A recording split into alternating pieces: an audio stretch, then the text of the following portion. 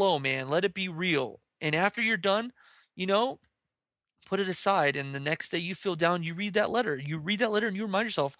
And at some point, you should really be able to, you know what? I'm okay with this now. This person, like I've come to grips with what I understand. I feel better as a human being, and I can move on now. Because that person, no matter who it is, let's even if you're a stalker, okay, and you have this preconceived notion that the person you're mourning, hopefully you didn't kill them and they actually left. Yeah. Because Okay. you're a terrible stalker, by the way. Yeah. You're not supposed to kill them. You know, you were a killer. But assuming that that person is, you're a crazy guy and it's a stalker and that person went away, in your sycophant mind, perhaps you're like, they would want me to be happy. Well, believe that. Believe that, or whoever it is you're mourning would obviously want to be remembered. I think my greatest fear, personally, my greatest fear in life, and I've actually realized this in two cases, is just being completely just forgotten and omitted and scratched from the record. Like when you don't exist, when nothing you've ever done made a difference in a person's life, then what Ugh. purpose did you serve? God, Okay. man. Yeah, that is kind of frightening, isn't it? Yeah, that I can say 2, 3 times. I'm gonna say 3 times I can say that that fear's been realized. And I gotta say that those suck. Those can be just crush you. So, don't do that to the people you're mourning and forget them and not allow yourself to think about them. Or hate them. Actually, Or I've seen yes. people do that, and I myself have done that. When somebody has left me purposely in my life, Yeah. I didn't really, deal with that loss. I You ended know, up hating them. that's And actually then, one of the stages of loss, if I recall properly, is there oh actually yeah. is, uh is denial. You know Yeah. what I mean? And you're Yeah. denying them really is what you're doing, you know what I mean? Right, right. Yeah. It took me a while. I had somebody who I was in a relationship with, and she left, and man, I spent a long time being in denial. And it wasn't until I actually came across that person again that I realized that I didn't really let them go, even though I thought I did that whole Right. time. We're talking about years now. And Yeah, so yeah, and from that experience I learned what it's like to really let somebody go. Or right. something actually.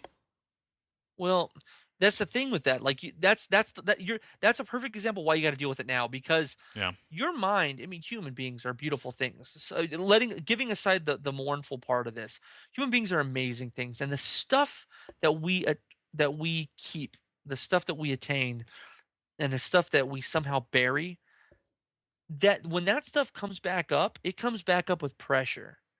And you don't want to be sitting there thinking you're totally fine, having a beautiful day, and having the remembrance of somebody, a feeling, come up and be the thing that ruins that day because from that day forward, that could affect every time you feel good. That remembrance, like, whenever you feel comfortable and safe, your brain could just release that. It's like a form of NLP, neuro linguistics programming. Your Yeah. mind just remembers these things. And you want to take care of that stuff. I mean, like I said, you're just as beautiful as that person, except for Andy Dick. That guy's just a dumbass. Where is he Well, now? like, yeah, that guy's a fucking mess. What? But Why? What did he do? well, he's just the guy's been around for how many fucking overdoses and fucking Oh, and okay. yes, and I been didn't know anything about present this. during how many different people's deaths and no, yeah. Let's how Wow. about we move on from that Yeah. and realize that the Okay. joke had reality based on it. But the thing is, though, is you're a beautiful person and everybody's beautiful, and remember them and don't let anybody tell you can't remember some dude. When my dog Cooper died. Yeah, I remember this. I Okay, remember. I Yeah. fucking slept in that guy's doghouse. Yeah. That was my fucking dog. And where mourning messed me up is I've never and you maybe you never will. I never really like I understand he's dead. Okay, I've accepted that. But there's gonna be lingering things. Like I can't own another dog and I won't own another dog. Okay. That was my boy. That was my baby. I mean, I still get teary-eyed when I think about the guy. I love rubbing his ears. There's things I loved about him. And I would not want or wish anybody to overlook these things about my dog if they were in my shoes. And as my dog, I would feel betrayed if I didn't think about those things from time to time. But don't let them stop you. In my case, I could just not use a dog, so I've got an excuse. But the Hmm. thing is that another mouth to feed. Fuck. Uh, I've already got two for me, just me alone. But the thing is that you definitely need to mourn people, and the way you do that's really all based on you. The reality is there is no answer, but I believe expression, be it communicating through words, doing something, maybe it's music, maybe you're a musician, um, a magician, maybe you like to do magic. But don't ever underestimate a good friend. And this is something we should talk about in the future, but friends. I mean, Yeah. actual friends. I'm not talking about the guy that you call your friend that when you need to move, maybe he's not around, maybe he is. I'm talking about the guy who, when it comes down to the important shit in life, okay? No matter how much they've helped you or you help them, you can go to them and go, you know what? I have something serious to talk about. And they can just drop the bullshit and they can just go, you know what?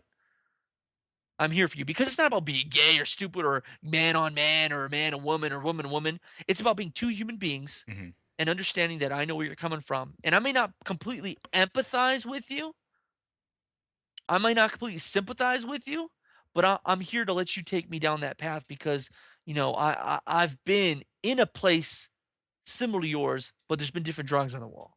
Yeah. Let's talk about our experiences, that kind of thing. I I mean, like I gotcha. said, I mean, just to bring it back home again. I mean, this is a person I'm talking to you here, who's had a really odd experience where my father isn't dead, but my father isn't the guy who went into the motorcycle accident. Yeah. You know what I mean? I So never I never knew him before the accident, no, actually. most people didn't, but Yeah. those people who did, I mean, they all mourn him in different ways. Because the thing is, he's not dead, but he has transgressed to another level. He's now more like a giant child versus, a normal person's father who they can say, "Oh, he's the same guy he was 20 years ago. Yeah. 15 years ago, my dad changed overnight." Yeah. So, and that's a level of mourning that was hard. That level of denial and bargaining and having to accept that. I don't remember going through a depression stage, but I do remember being angry like that night in his face. Okay? And you know what? Being angry is part of that. Get over it fast. I mean, don't force it, but like it's not all about you, okay? It's not all about you. It's more long. It's like let's move on. Get to that point. Anything it takes you that's safe and sane to move on, please do it. And don't let it harbor, don't let it grow. Talk to people, find your friends. And you know what? Once again, like I say with everything, it's all about starting with a good foundation, like baking a great cake, you know what I mean? Mm. Have good friends. And if you don't have good friends now, then most of these questions aren't going to make any sense to you anyway. Well, I mean, I know that Cuff Button was probably talking about, somebody that had died. I mean, Right. that's what we're assuming. But It's an assumption. I mean, I have to go and talk about relationships, and Yes. also, I mean, losing like a way of life. What about losing a job? I mean, Yeah, that's that's loss right there too. well, once again, that foundation, friends.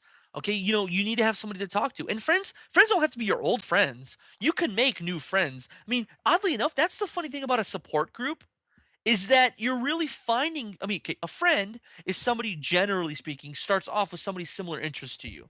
And through the course of knowing them, you find out there's a multidimensional person there, right? Same thing goes for groups. You're going to a group, because you're all having a similar experience. Then you learn that they're multidimensional people. Talk to people. I mean, there are people who can answer that. Getting, losing, let's say financially, you lose everything. Hmm. I mean, I wouldn't say that's a mournful experience, but it's definitely full of a hell of a lot of grief. Okay, and the results are the same. You got to have a focus in your life, and you need to be somewhere. And would you? I mean, in this case, you're actually contrasting your old you versus your new you.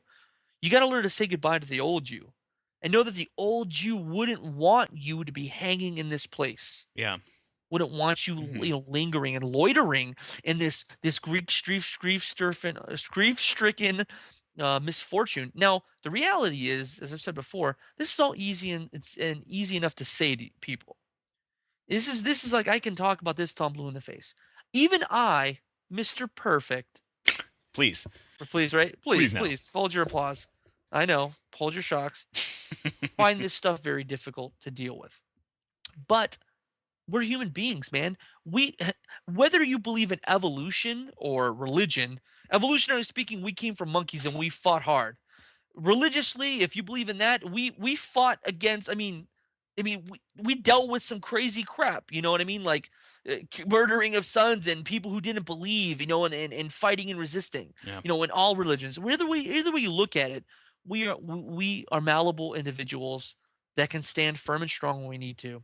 Our legs are firm, and we should stand on them. You know, don't let mourning for somebody be a crippling thing. Express yourself to others. Express yourself how you feel comfortable. Um, Chances are good you'll have friends, real friends here. We're not talking about acquaintances. Real friends will, probably already accept you for who you are, and don't be afraid to utilize them as the complete and utter tools that they are. Okay, that's good. Tools. Right. You're a People are tool tools. Right. to me. No, no. You're a tool. No, you're a tool. No, no. Remember, you came crying to me. Who's the tool That's now? that didn't happen. I've been sad, but I know. no, okay, all right. No, actually, I got a good follow up with this. Right, Hmm? talking about loss. Now, this is come up a lot actually, where a lot of my female friends, when they're going through a breakup, Yeah. a lot of them. I am only saying females because I think they're really, Weak. I they. know. I know. Hey, I didn't say that. No, I No, said I they know. I'm express their reading the text on my emotions. screen you wrote They me. feel more free to express their emotions more than men are.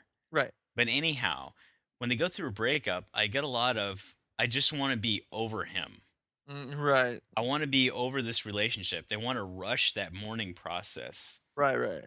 Now, what's that about? And is that a good thing No, or it's a terrible thing. Okay. That's why do you think those same jackasses fall into a pattern of fucking idiots? Right? yeah, Look, huh? look. If you don't fix the problem, it's still there. If you don't allow yourself to mourn properly, you're gonna fall. Because if you don't allow yourself to mourn properly, you didn't accept anything. You didn't actually accept it. If you don't accept it, you're still seeking it.